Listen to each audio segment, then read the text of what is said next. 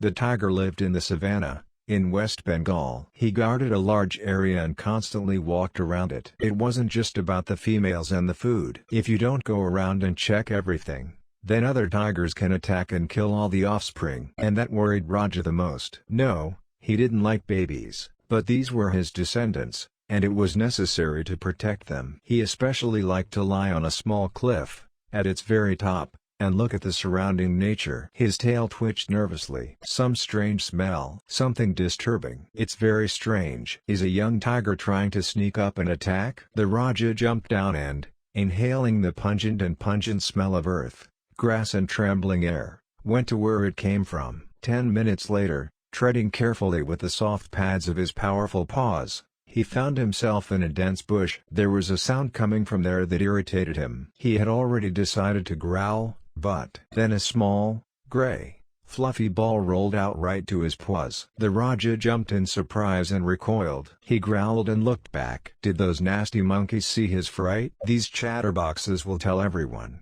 The little lump snuggled up to the big tiger's paw and purred contentedly. The Raja removed his paw and, lowering his head, began to examine the creature. And how and where did this kitten come from? It was the first time Raja had seen such a beast. He looked like Raja, but he looked kind of weird. It's better to leave, Tiger thought. He was confused. He hated it when his kids tried to play with him. It's better to leave. And he went. At night, during his light sleep, Raja did not even feel anything, and when he woke up, he was amazed to notice that a small gray kitten had found him and was sleeping, nestled between the big tiger paws. The Raja growled in displeasure and nuzzled the small furry creature. For a second, the thought flashed, open your mouth and end this incident.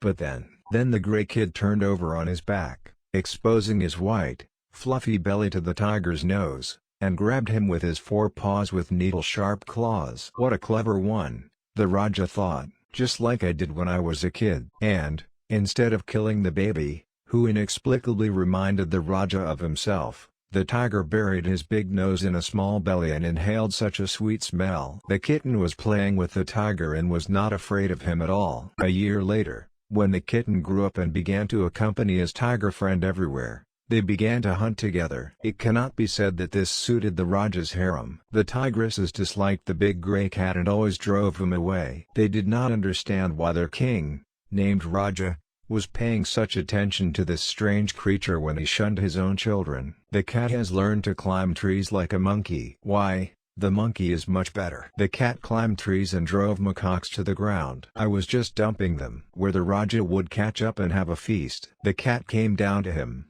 and they had lunch together, and then they lay contentedly and watched butterflies with incredibly beautiful wings fly over the grass. But all good things come to an end sooner or later. And poachers came to savannah. They set a trap and trapped Raja in it. Besides the captured tiger, they killed many animals. And when they came to pick up Raja, they ran into his gray cat. He was wounded too, but they didn't. They decided to sell it as a curiosity. But the wound had to be treated, and therefore the poachers brought the wounded man to a veterinarian who had moved to Bengal a long time ago from Europe. The veterinarian examined the cat's wound and said that the treatment would take a long time. Poachers, in order not to burden themselves with long problems and high costs, paid a doctor to put the cat to sleep. But he was such a strange doctor, I'll tell you. He injected the cat with a simple sleeping pill and took the money. And don't you dare judge him for the money. You have to live somehow. Time passed, and the big gray robber forgot his life on the prairies with his friend Raja. It was lying on top of a large cabinet where medical instruments were stored. The cat didn't go to the savannah anymore. He had nothing to do there without his tiger friend. Another year has passed, and the poachers returned to Bengal again to catch various animals and sell them on the black market. But they were ambushed by the rangers. The battle was fierce. Only a few criminals managed to escape in cars. They urgently needed money to pay for the illegal border crossing. Therefore,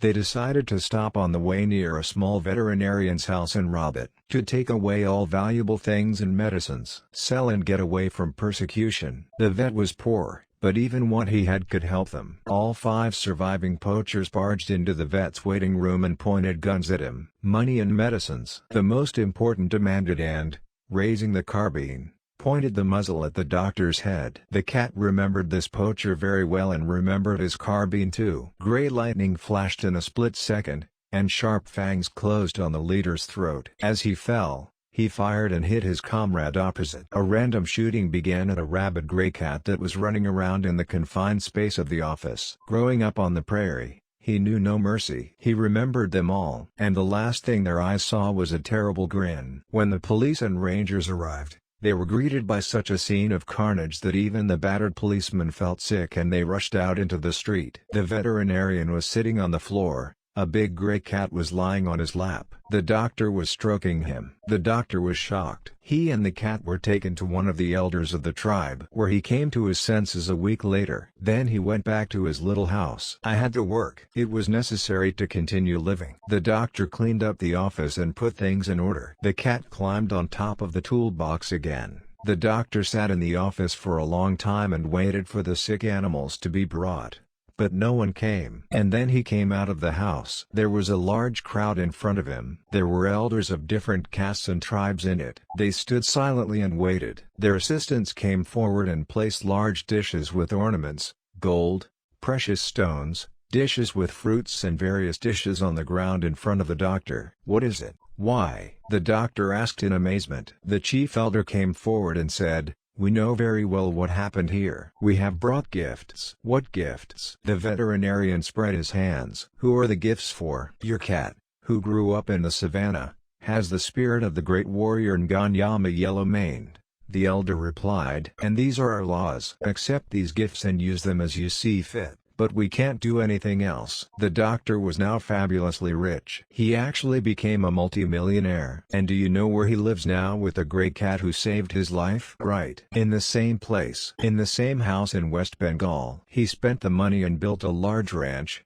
where there are several hospitals for people and animals. And he also has a huge shelter for animals that cannot return to nature. The residents of this area are very devout. They built a temple and now they have another deity, plus the existing ones. It's a big gray cat with 10 paws. And there's a sword in each paw. And it's written on every sword. I will do justice. This is a special temple where residents go to pray to Nganyama the Grey. Residents consider it their sacred duty to work as doctors in hospitals, caring for sick people and animals, because that's how they pay homage to the big gray cat who once saved his men. And it's up to you to decide if they're right. If you liked the story, don't forget to like it and write your impressions in the comments.